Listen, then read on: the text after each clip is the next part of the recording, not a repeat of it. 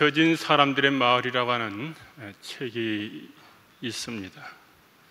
오래전에 제가 서함교회 부임할 때 그때 나왔기 때문에 한 24년 됐죠.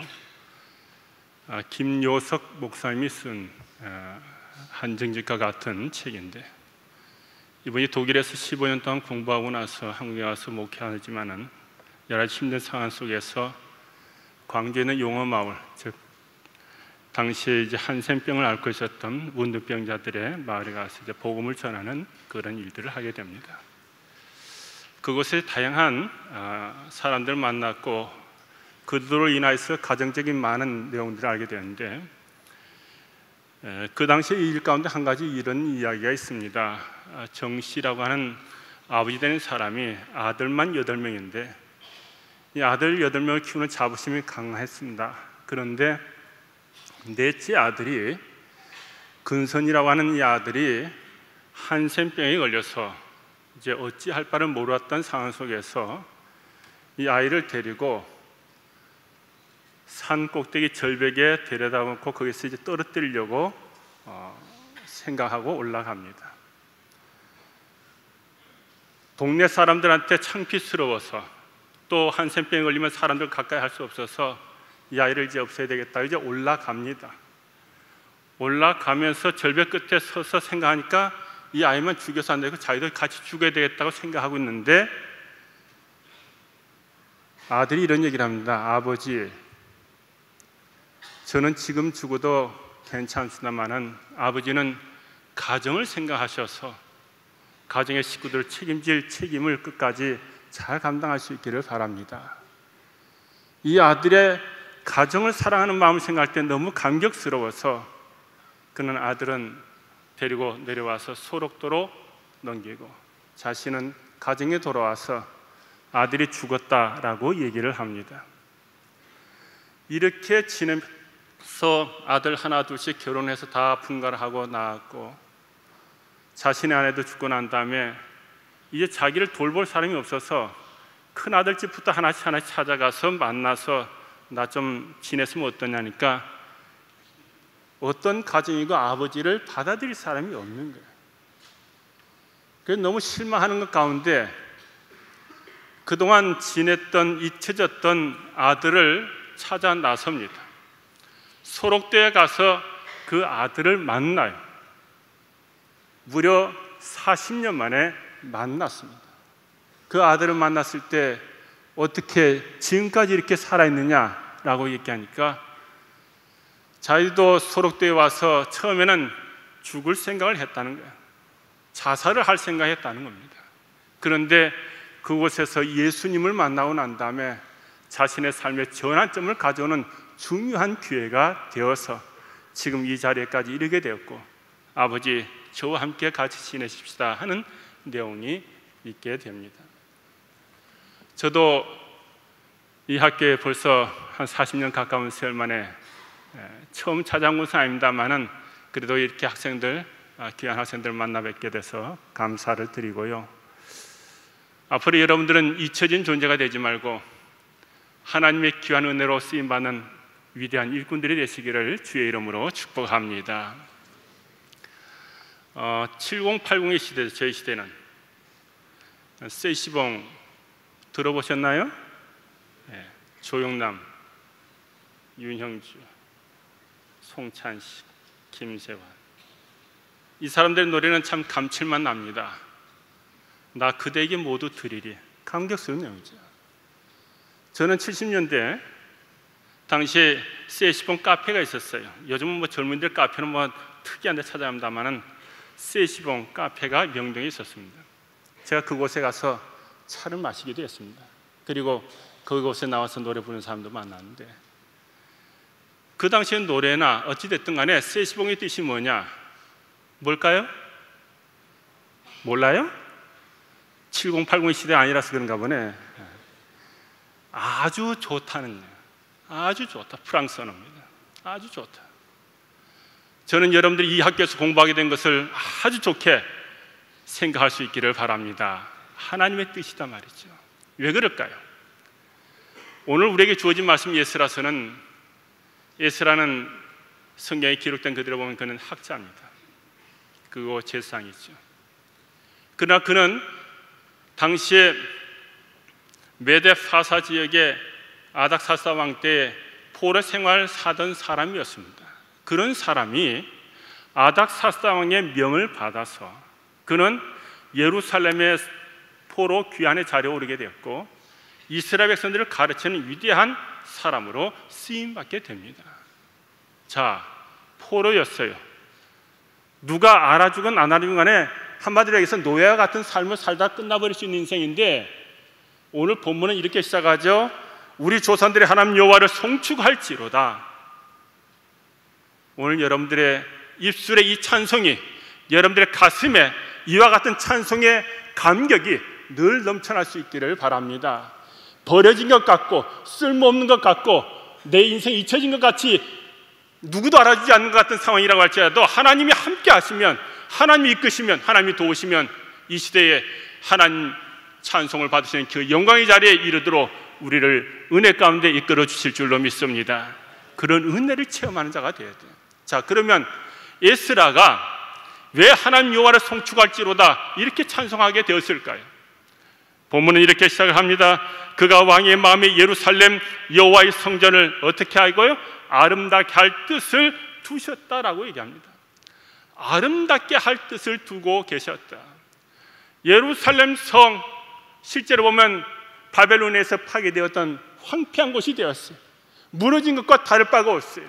그런데 아름답게 할 뜻을 두고 계셨다는 것입니다. 오늘 여러분들이 이 땅에 사는 날 동안 여러분들을 목회자로 세우든 학자로 세우든 세상에 어떤 자로 세우시든 간에 하나님께서 여러분들이 이 시대에 하나님의 거룩하신 뜻을 아름답게 세우는 위대한 일꾼들이 되어질 수 있기를 주의 이름으로 축복합니다. 이 일을 위하여서 하나님을 찬송하는 거예요. 저는 지난 주간에 한 임직자 교회에 가서 설교를 한 적이 있습니다. 그때 이런 예를 들었어요. 남아공 아시죠? 몰라요? 삐아공이에요? 자, 남아프리카 공항, 아프리카 제 남단이죠. 저희 교회에서 한 20년 동안 선교사를 돕고 있습니다만은 그 지역에 선교하던 목사님이 얼마 전에 와서 몇 년 전에도 왔습니다만은 그분이 하는 얘기가 남아공의 화폐가 바뀌었습니다. 그렇게 얘기를 해요. 어떻게 해요? 그랬더니만 저는 그 남아공의 화폐를 본 적이 없거든요. 그곳에 갔을지라도 뭐 달러를 썼지 그냥 남아공 화폐 쓴 적이 없으니까 이런 상황인데 보여주는데 처음 봤는데 보니까 짐승이 있어요. 코끼리가 있고 코뿔소가 있고 사자가 있고 표범이 있고. 이 뭐야 돈이 뭐 짐승들 갖고 노는 거야? 이랬더만 아니란 거예요. 뒤를 보니까 누가 있는가 하면 넬슨 만델라가 그 안에 들어가 있었어요. 그러면서 하는 얘기입니다. 이런 예를 얘기해요. 남아공은 네덜란드와 영국이 지배했던 나라라는 거예요. 네덜란드와 영국은 기독교 국가입니다. 하나님의 은혜 보험으로 말미암아 변화되었고 하나님의 거룩하신 뜻을 나타내는 나라였는데 이 남아공을 지배하면서 하나님의 사람으로 제대로 쓰임 받아야 될 그 시대적 상황 속에서 그들은 그 나라에서 제대로 일을 하지 못하니까 그곳에 뭡니까? 넬슨 만델라가 화폐를 제조하면서 어떻게 합니까? 짐승들을 갖다 넣은 거예요. 짐승들이 뭡니까? 짐승만도 못한 존재가 되었다는 겁니다. 여러분들이 가지고 있는 한국 화폐는 뭡니까? 그래도 조선시대에 이 땅에 그래 위대한 흔적을 남긴 사람들의 흔적의 그림을 거기에다 넣었어요. 우리는 하나님이 우리를 쓸모없는 존재를 이 땅에 두신 것이 아니에요. 에베소 2장 1절의 말씀 보면 허물과 죄로 죽었던 나이를 살렸다고 얘기합니다. 영적으로 감각이 없는 자에게 살려놓으셨어요. 이제 감각이 있는 자가 됐어요. 하나님을 찾는 자가 됐고 하나님을 의지하는 자가 됐고 하나님께 부르짖는 자가 됐고 하나님의 거룩하신 뜻을 깨닫는 자가 되었어요. 감각이 있는 자가 된 것은 살려놓으신 하나님의 뜻을 따라서 살아있는 값어치를 제대로 해야 되는 거예요. 그런데 영국과 네덜란드가 450년 동안 지배하면서 남아공에 짐승만도 못한 짓을 했는지 어쨌든 간에 짐승의 모습이 화폐에 기록이 되어 있어요. 이제서 비로소 넬슨 만델라 대통령이 즉위하고 나서 얼마 있어 죽었습니다마는 그 사람의 그림이 그 안에 들어가게 됩니다. 저는 하나님이 여러분들을 통하여서 이 땅을 아름답게 세우는 귀한 지도자, 위대한 주의 일꾼이 돼서 하나님께 참 영원토록 영광과 찬송 올려드리는 주의 사람들이 되시기를 바랍니다. 이 일이 나를 살게 하신, 나를 살아나게 하신, 감각 있는 자가 되게 하신 하나님의 소중한 뜻이단 말이죠. 이것을 무시하고 이것을 우습게 여기고 자기 식으로 자기 욕심을 따라 자기 본능에 따라 살아가는 어리석은 자가 되지 않기를 바랍니다. 젊었을 때는 감각이 없지요. 분별력이 없지요. 제대로 살지 못할 때가 있을 수 있어요. 그러나 그런 자리에 너무 오랫동안 머물지 마시고 적어도 이 신학대학에 왔다고 하면 하나님이 보내신 것이고 이 신학대학은 그래도 하나님의 학문에 대한 하나님의 거룩하신 뜻을 깨닫는 자리가 됩니다. 그러면 그 어느 때보다도 가장 귀한 자리에, 복된 자리에 보내셨어요. 그러면 이와 같은 일들을 뭡니까? 제대로 듣고 보고 깨우고 깨달아서 여러분들이 어떤 곳에 번영을 받았든지 하나님 여러분들을 통해서 참 귀하게 쓰임받는 이 나라와 이 민족과 이 나라와 또 무엇보다도 여러분들이 섬기는 교회를 아름답게 가꾸는 하나님의 뜻을 세워가는 주의 백성들이 되시기를 축복합니다. 또 하나는 뭡니까? 이렇게 표현하죠. 28절에 또 나로 왕과 그의 보좌관들 앞과 왕의 권세 있는 모든 방백이 앞에서 은혜를 얻게 하셨도다. 은혜를 얻게 하셨다. 그래서 하나님을 찬송하는 겁니다. 여러분, 내게 주신 은혜는 하나도 헛된 것이 없습니다. 여러분들의 삶의 자리를 불평하지 마세요. 억울해하지 마세요. 그것 가지고 분노하지 마세요. 내게 주신 하나님이 기뻐하시는 온전하신 뜻이 있기에 그와 같은 일이 우리에게 있는 것입니다. 어느 것 하나 은혜 아닌 것이 없는 것이에요. 우리가 잘 아는 고린도후서 12장에서 사도 바울은 뭐라고 합니까? 저는 자신의 육체의 가시로 인해서 고통스러워서 하나님 앞에 기도했음에도 불구하고 육체의 가시가 없어지지 아니에요. 신학자들 입장에서는 뭐 간질병이라고 얘기합니다만 어찌됐든 안목이 어떻게 됐든 간에 육신의 어떤 병으로 인해서 복음 전한 자의 아픔이 있지만은 그럼에도 불구하고 하나님이 이렇게 말씀합니다. 내 은혜가 내게 족하다 그랬어요. 하나님의 은혜가 족하다고 하는 겁니다. 그래요. 우리는 우리의 사는 날 동안 내게 베푸신 은혜가 하나도 헛된 것이 없다는 사실을 깨닫고 하나님과의 관계 속에서 그 은혜의 소중함을 반드시 깨닫고 그 은혜의 값어치를 제대로 하는 깨어있는 살아있는 하나님의 백성다운 삶이 꼭 있어질 수 있기를 바랍니다. 그것이 은혜를 깨닫는 자예요. 은혜 아닌 것이 어디 있습니까? 먹게 하신 것도 은혜요. 먹어서 입맛 있게 하신 것도 감사한 것이고, 그리고 먹어서 그것을 입맛이 있어서 먹지만은 건강을 지켜주시니 감사하고, 내가 오늘도 활동할 수 있게 하시니 감사하고, 들을 귀가 있게 하시니 감사하고, 오늘 이 자리에 나와서 하나님 앞에 예배할 수 있게 하시니 감사하고, 어느 것 하나 은혜 아닌 것이 하나도 없는 것이, 그러기에 우리는 하나님의 은혜의 소중함을 깨닫는 바른 신앙인의 삶이 꼭 있어질 수 있기를 바랍니다. 이것이 우리가 하나님 여호와를 찬송하는 가장 중요한 일이에요. 마지막 세 번째는 이렇게 표현하죠. 하나님의 여호와의 손이 내 위에 있으므로 내가 힘을 얻어 이스라엘 중에 우두머리를 모아 나와 함께 올라오게 하셨다. 여호와의 손이 내 위에 있으므로 내가 힘을 얻어. 에스라 다음에 뭐예요? 느헤미야죠. 느헤미야 6장 9절에 보면 하나님이여 내 손에 힘을 주옵소서 그랬어요. 손에 힘을 주옵소서.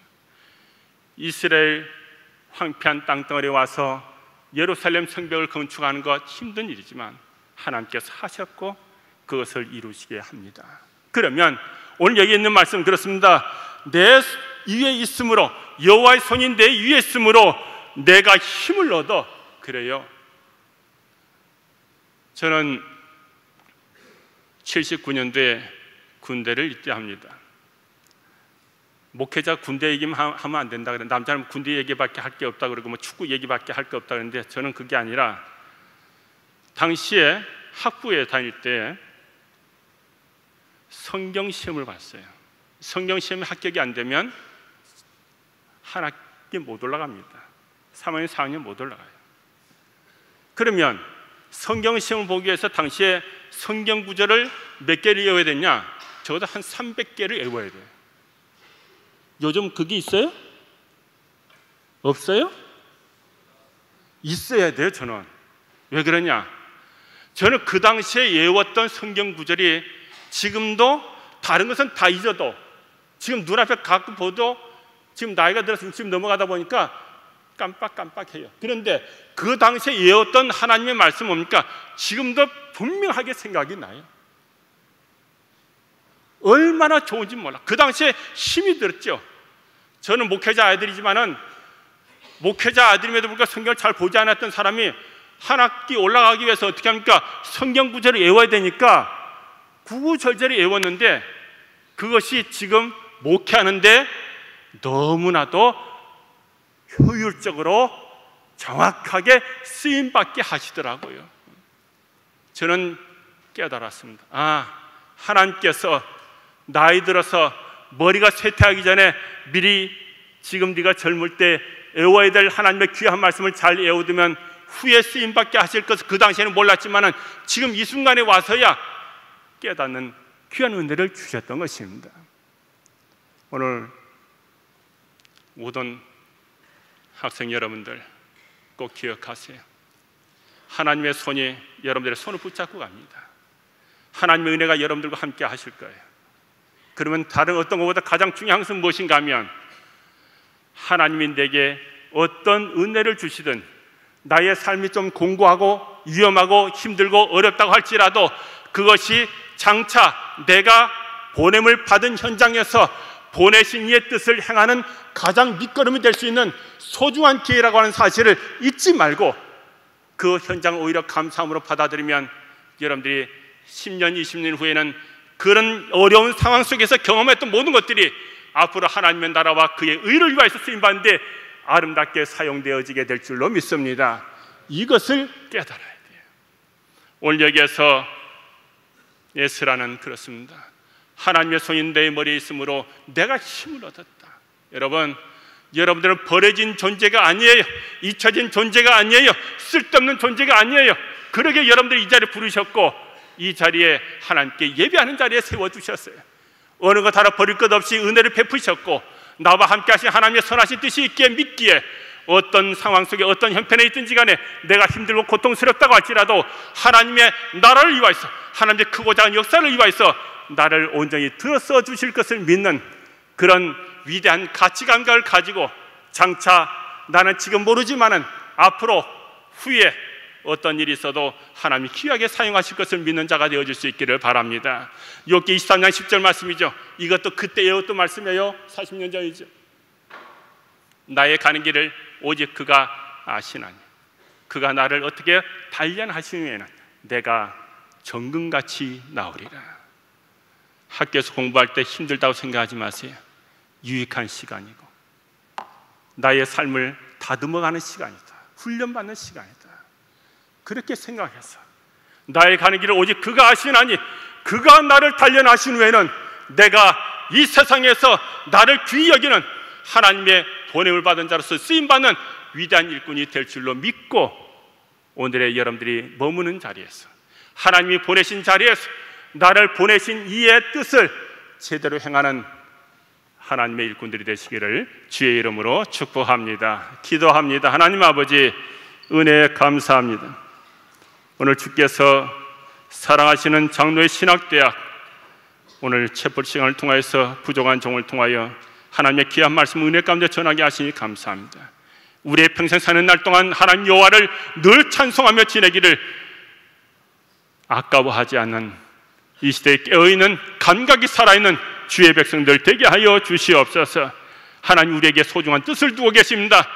세상을 아름답게 하기 위해서 뜻을 두고 계셨기에 그 은혜에 합당하게 내가 어떤 일을 만날지라도 두려워하지 않냐고 겁내지 말고 놀라지 말고 하나님이 나와 함께 하심을 믿고 그 은혜의 소중함을 따라 힘을 얻어 이 세상에서 담대하게 하나님의 보냄을 받은 하나님의 일꾼답게 살아가는 우리 모두가 되도록 인도하여 주시옵소서. 예수님의 이름으로 축복하며 기도드립니다. 아멘.